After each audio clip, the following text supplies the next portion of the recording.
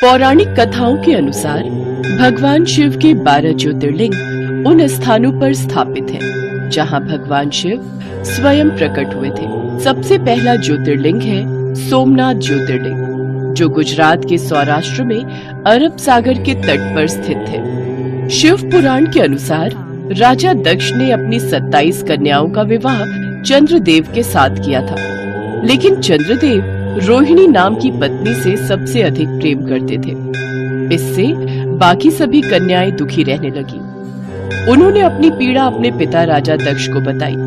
राजा दक्ष चंद्रदेव के पास गए। हे वत्स, तुम निर्मल कुल में उत्पन्न हुए हो, फिर तुम बाकी सभी पत्नियों से ये भेदभाव क्यों करते हो? उम्मीद है आगे से हमें दोबारा ये शिकायत सुनने को नहीं मिलेगी। लेकिन चंद्रदेव अपनी हरकतों से बाज नहीं आए। ये देख दक्ष बहुत क्रोधित हुए।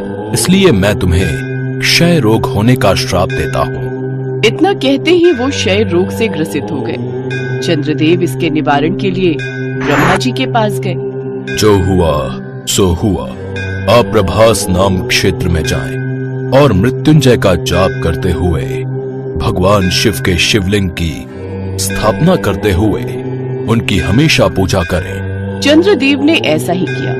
महादेव ने उनकी प्रार्थना सुन ली और चंद्रदेव उस रोग से मुक्त हो गए। अथार्थ लिंग के रूप में प्रकट हो सोमनाथ कहलाए। दूसरा ज्योतिर्लिंग है मल्लिकार्जुन ज्योतिर्लिंग। यह ज्योतिर्लिंग भगवान शिव और माँ पार्वती का संयुक्त रूप है। एक बार महादेव, मुझे लगता है अब हमें अपने दोनों पुत्रों का विवाह कर देना चाहिए। देवी, मेरे पास इसका एक उपाय है। महादेव ने दोनों पुत्रों को सृष्टि का चक्र लगाने के लिए कहा। कार्तिक मोर पर बैठकर चले गए, जबकि गणेश जी महादेव और माँ पार्वती के चक्कर लगाने लगे। मेरा संसार तो आप दोनों ही हो, इसलिए मैं आपके चक्कर लगा रहा हूँ। ये सुनकर महादेव और माँ पार्वती बहुत खुश हुए और उन्होंने गणेश की शादी विश्वरूपम की दोनों बेटियों रिद्धि और सिद्धि, दो बहनों से करवा दी। लेकिन कार्तिकेय जब वापस लौटे तो उन्हें ये जानकर बहुत बुरा लगा। अब से मैं कभी भी विवाह नहीं करूंगा, आजीवन बिन ब्याह के ही रहूंगा। ये कहकर कार्तिकेय नाराज होकर क्रोच पर्वत चले गए। तब माता पार्वती और भगवान शिव पुत्र को देखने स्वयं क्रोच पर्वत पर गए। तब भगवान शिव ज्योति रूप धारण कर वहीं विराजमान हो गए ताकि पुत्र दर्शन हो सके। तीसरा ज्योतिर्लिंग है महाकालेश्वर ज्योतिर्लिंग, जो मध्य प्रदेश के उज्जैन में स्थित है। मान्यता है कि उज्जैन में चंद्रसेन नामक शिव भक्त राजा था। एक बार श्रीकर नामक एक 5 वर्ष के बालक ने राजा को शिवलिंग की पूजा करते देखा, तो घर आते समय वह एक पत्थर का टुकड़ा घर ले आया और उसी को शिवलिंग मानकर उसकी पूजा करने लगा। यह देखकर उस बालक की माता ने पत्थर उठाकर घर से बाहर फेंक दिया और बालक को घर के अंदर ले जाने लगी। तो बालक चीख पुकार करने लगा और भगवान शिव शंकर को मदद के लिए पुकारने लगा। शिव, मेरी मदद करो शिव। ये कहते हुए वो वहीं बेहोश हो गया। जब बालक होश में आया तो उसने देखा कि सामने सोने के दरवाजों वाला विशाल मंदिर है। जब बालक की माता ने ये सब देखा तो बालक को उठाकर गले से लगा लिया। मुझे माफ कर दे पुत्र। तब से यही ज्योतिर्लिंग महाकालेश्वर ज्योतिर्लिंग के रूप में पूजा जाता है। चौथा ज्योतिर्लिंग ओंकारेश्वर ज्योतिर्लिंग है, जो मध्य प्रदेश की मोक्षदायिनी कही जाने वाली नर्मदा नदी के तट पर बसा है। एक बार की बात है, देव ऋषि नारद मुनि शिव की भक्ति करने विंध्य पर्वत पर गए। तभी गिरिराज विंध्य ने उनका स्वागत किया और बोले, हे देवश्री नारद, मेरे यहाँ किसी चीज की कमी नहीं है, मेरे पास सब कुछ है। हे विंध्य, तुम्हारे यहाँ भले ही सब कुछ है, लेकिन मेरु पर्वत तुमसे बहुत ऊंचा है, उसके शिखर देवलोक तक जा पहुँचे हैं। ये कहकर वो वहाँ से चले गए। फिर विंध्य ने भगवान शिव की कठोर तपस्या करने का फैसला किया। कहो विंध्य, तुम्हारी क्या इच्छा है? हे महादेव, आप यहाँ स्थिर रूप में निवास करें। ये सुनकर महादेव बहुत प्रसन्न हुए और फिर वहाँ ओंकारेश्वर ज्योतिर्लिंग स्थापित हो गया। भगवान शिव का 5वां ज्योतिर्लिंग केदारनाथ ज्योतिर्लिंग है, जो कि उत्तराखंड में हिमालय के केदार नाम की चोटी पर स्थित है। कहा जाता है कि भगवान विष्णु के नर और नारायण नाम के 2 अवतार हुए थे। वे दोनों पार्थिव शिवलिंग बनाकर भोलेनाथ की तपस्या करने लगे। ओम नमः शिवाय। उनकी पूजा से प्रसन्न होकर महादेव उनके समक्ष आए। मैं तुम दोनों की पूजा से अत्यंत प्रसन्न हूँ। मांगो, तुम्हें क्या चाहिए? अगर आप हमारी पूजा से प्रसन्न हैं, तो फिर आइए और इस शिवलिंग में विराजमान हो जाइए। ये सुनकर महादेव मुस्कुराए।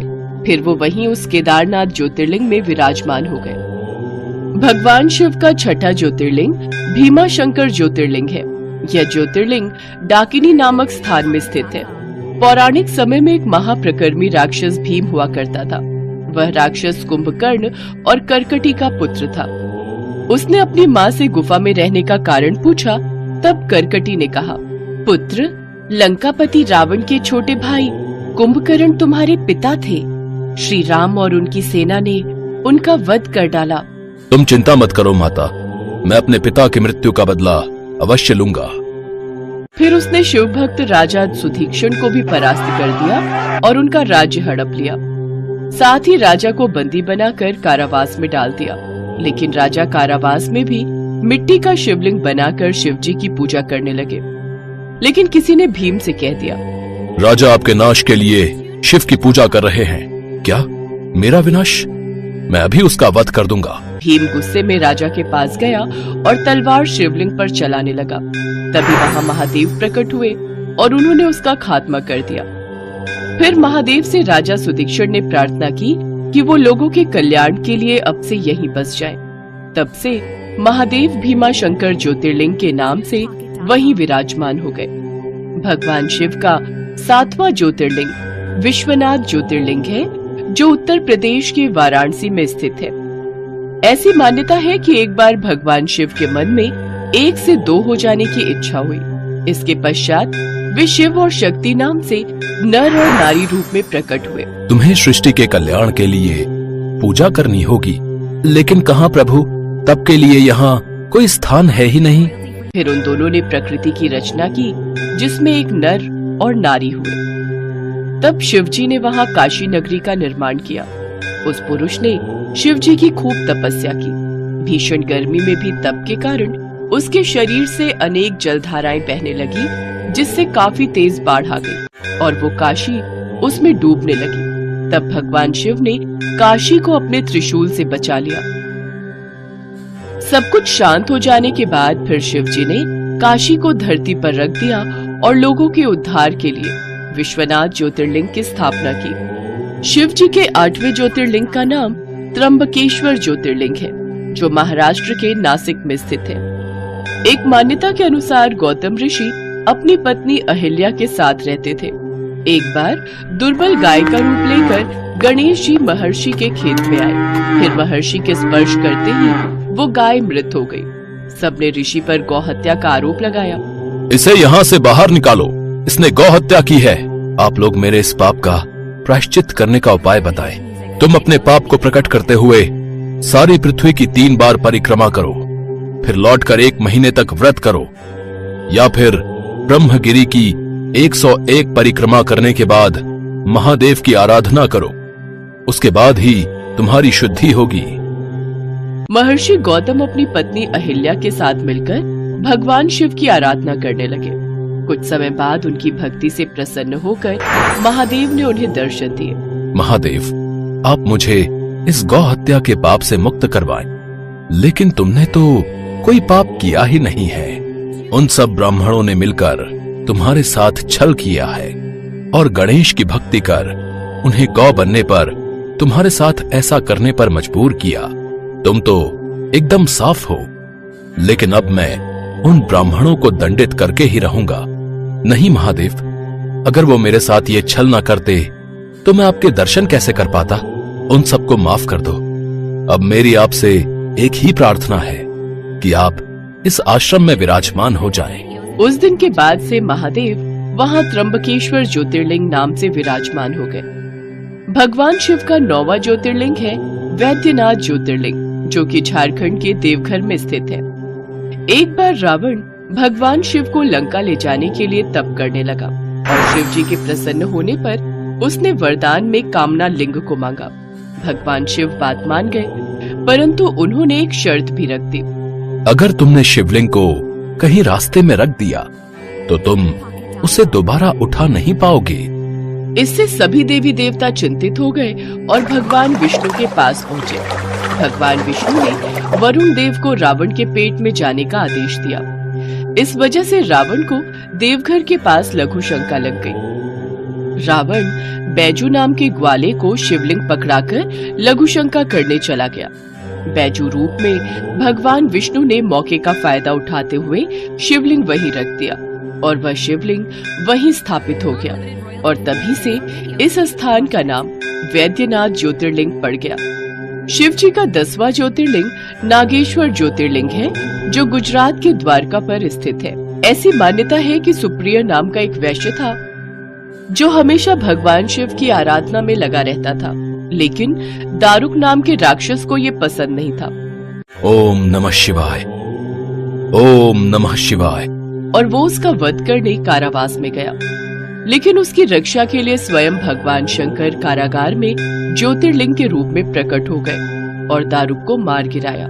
तब से ही इस ज्योतिर्लिंग का नाम नागेश्वर रखा गया। भगवान शिव का 11वां ज्योतिर्लिंग है रामेश्वरम ज्योतिर्लिंग। यह तमिलनाडु के रामनाथपुरम जिले में स्थित है। इसी स्थान पर भगवान राम ने राम सेतु का निर्माण करने से पहले शिव की आराधना के लिए समुद्र किनारे अपने हाथों से रेत के शिवलिंग का निर्माण किया था।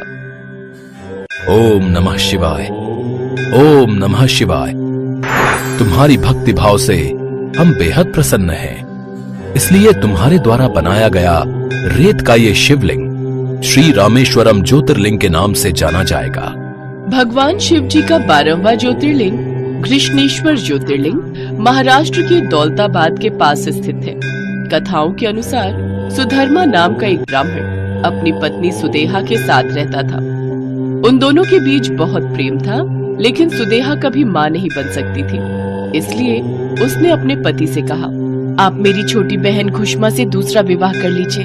उसके द्वारा हमें एक पुत्र की प्राप्ति हो जाएगी और हमारा वंश आगे बढ़ेगा। ब्राह्मण ने बिल्कुल वैसा ही किया। खुशमा भगवान शिव की बड़ी भक्त थी। कुछ समय बाद खुशमा ने एक बेटे को जन्म दिया। कुछ समय बाद अब सुदेहा के मन में ईर्ष्या की भावना जागने लगी। इसने मेरा पति छीन लिया, ऊपर से पुत्र भी प्राप्त हो गया। यही सोचते हुए उसने उस बेटे को मार डाला और उसका शव उसी नदी में डाला जहाँ खुशमा प्रतिदिन शिवलिंग बनाकर उनकी पूजा करके नदी में प्रवाहित करती थी। अगली सुबह सारे घर में कोहराम मच गया, लेकिन खुशमा भक्ति में लीन रही। जैसे ही पूजा खत्म करके उसने शिवलिंग नदी में प्रवाहित किए, तभी उसका बेटा सही सलामत जीवित बाहर आ गया। साथ ही महादेव भी वहाँ प्रकट हुए और खुशमा से वर मांगने को कहा। प्रभु, आप मेरी बहन को क्षमा करें और लोक कल्याण के लिए इस स्थान पर सदा के लिए निवास करें। तथास्तु। उस दिन के बाद से कृष्णेश्वर ज्योतिर्लिंग में शिव सदा के लिए विराजमान हो गए।